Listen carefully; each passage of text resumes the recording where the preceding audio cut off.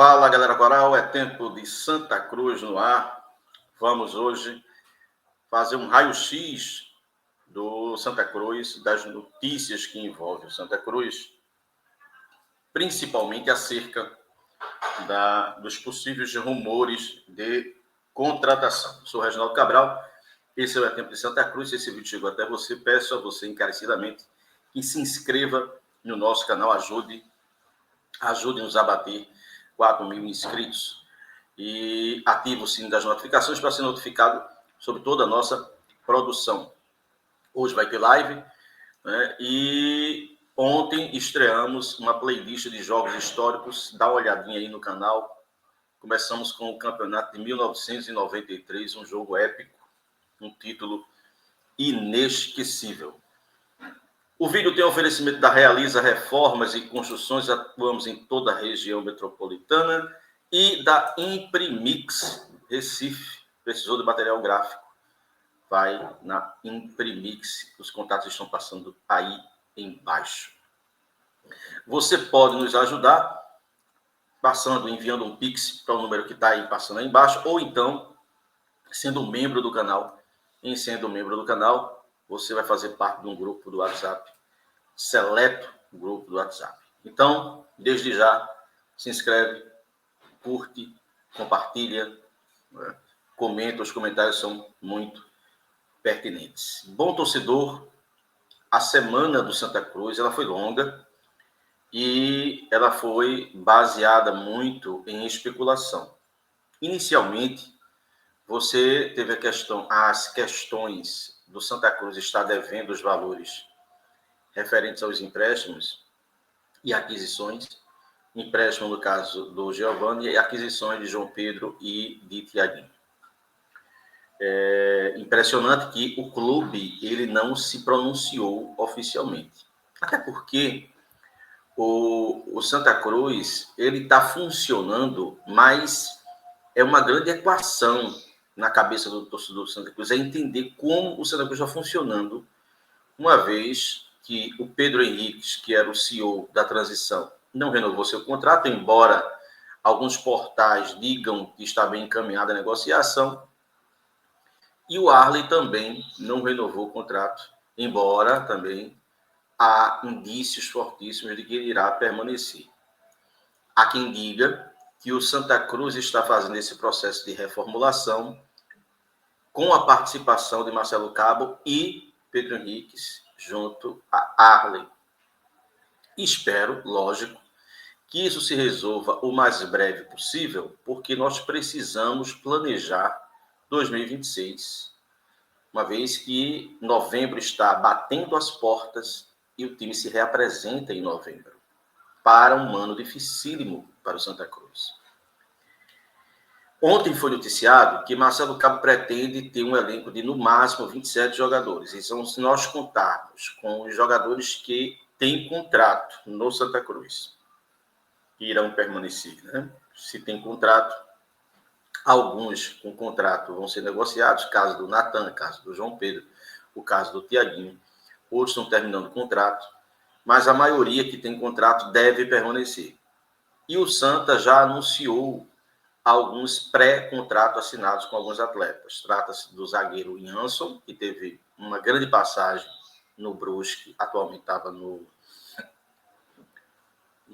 jogando a Série C pelo time de Minas Gerais, que foi rebaixado, inclusive. O Santa Cruz anunciou o goleiro Gustavo, que era uma promessa da base do Bahia, e chegou até ser cogitado a sua venda para clubes grandes da Europa por participar das categorias de base da seleção brasileira. O Santa Cruz também anunciou um pré-contrato com o Andrei, um volante que surge no Vasco, depois passagem com Curitiba, depois Atlético. E o Santa Cruz também anunciou o pré-contrato com o jogador Pedro Costa, lateral, que está no Remo, que está no processo de subida de divisão. Bom, esses são os nomes. Então, se junta esses nomes com o que o Santa Cruz já tem em termos de contrato firmado, você tem um elenco quase chegando perto do número que Marcelo Cabo quer contratar. Logo, o raciocínio é que haverá, no máximo, mais 5 contratações, 4 a 5 contratações, e aí se fecha o elenco para um primeiro momento. Inicialmente, a torcida acha pouco, porque o Santa Cruz trabalhou esse ano com 40 atletas. Não é que é pouco, é que o elenco estava inchado demais. E nós temos que levar em consideração o seguinte: houve uma reformulação no futebol brasileiro. O primeiro trimestre, que é destinado aos estaduais, ele vai ter 11 datas somente. E, mesmo sendo reduzido, esse primeiro trimestre, que é reservado para os estaduais, tem como seu principal ponto focal o Campeonato Paulista. Então, é natural que o futebol paulista, ele, após o fim da Série B e da Série A, ele consiga chegar no mercado com muito mais força do que os outros centros. Então, é normal que o Santa Cruz inicie a temporada com um elenco reduzido para um primeiro trimestre que é curto. E aí, quando esse primeiro trimestre acabar, porque são 11 datas os estaduais, o mercado do futebol paulista se abre. E aí, lógico, haverá contratações para as posições em que se detectou que precisa de reforço para que o Santa Cruz vá para uma Série C. Qual é o ponto principal nisso daí? Nesses reforços? É que agora o foco do Santa Cruz é meio campo e ataque. Nós precisamos de um meia, nós precisamos de 2 atacantes extremos, nós precisamos de um centroavante, além de mais um lateral. Então,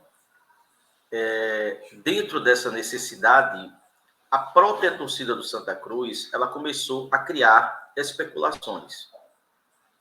E por que eu digo que a própria torcida do Santa Cruz? Porque uma coisa é o atleta dizer que está aberto à proposta. Claro, todo profissional está aberto à proposta. Ninguém será maluco numa entrevista e dizer que não quer.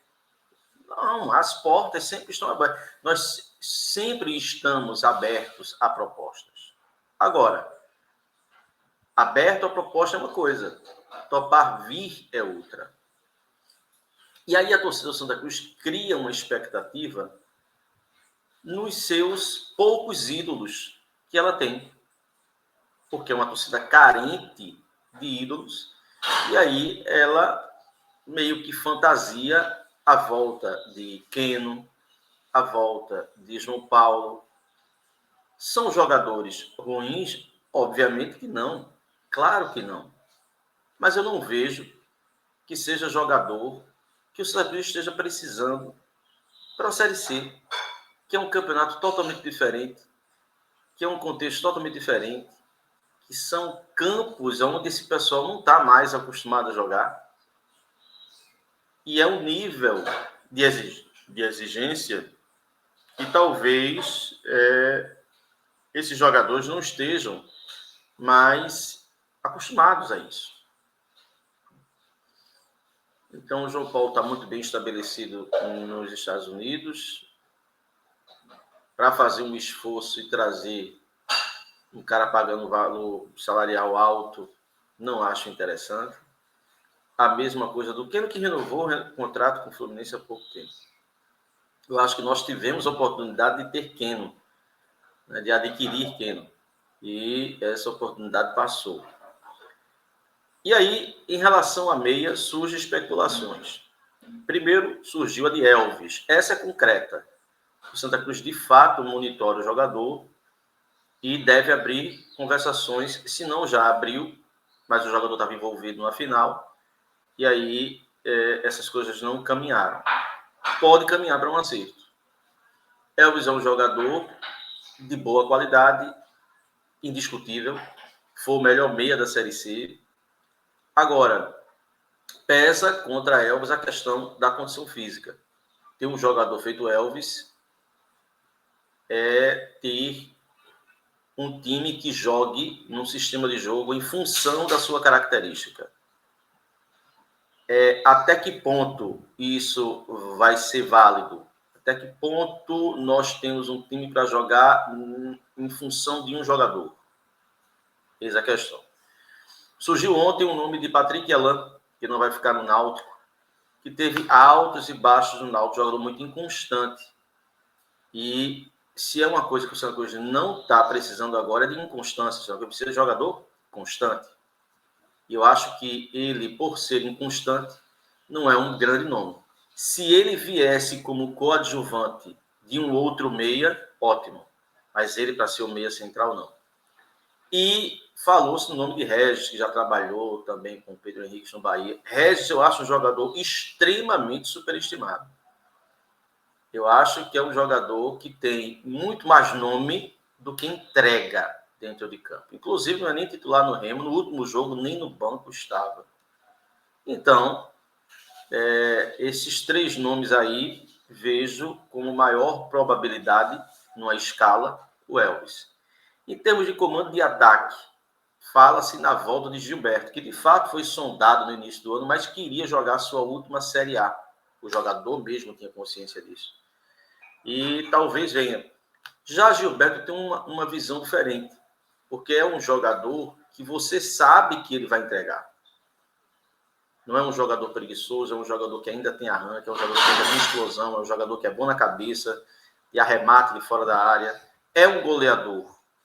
Acho que, se tiver dentro das possibilidades, esse esforço é válido. Divisão de acesso é fundamental. Goleiro e centroavante. Até agora, goleiro, eu não tenho segurança. Para mim, Rock Kennedy não é goleiro para ser titular absoluto do Santa Cruz. Felipe Alves deve ser negociado. O grande problema do Santa Cruz é arrumar clube para pagar o que o Santa Cruz paga. O contrato de Felipe Alves, foi uma coisa assim terrível para o Santa Cruz. E esse terceiro goleiro que veio do Bahia é um garoto, é uma aposta, garoto por garoto. Rock Kennedy está aí. Acho que o Santa Cruz ainda precisa de um goleiro. 2 posições fundamentais, mesmo com o elenco reduzido que a gente tem que ter: goleiro e comando de ataque. Quem quer subir tem que ter um bom goleiro para dar uma tranquilidade na sua retaguarda, tem que ter um bom finalizador para garantir vitórias, mesmo quando o time não jogue bem. É tempo de Santa Cruz.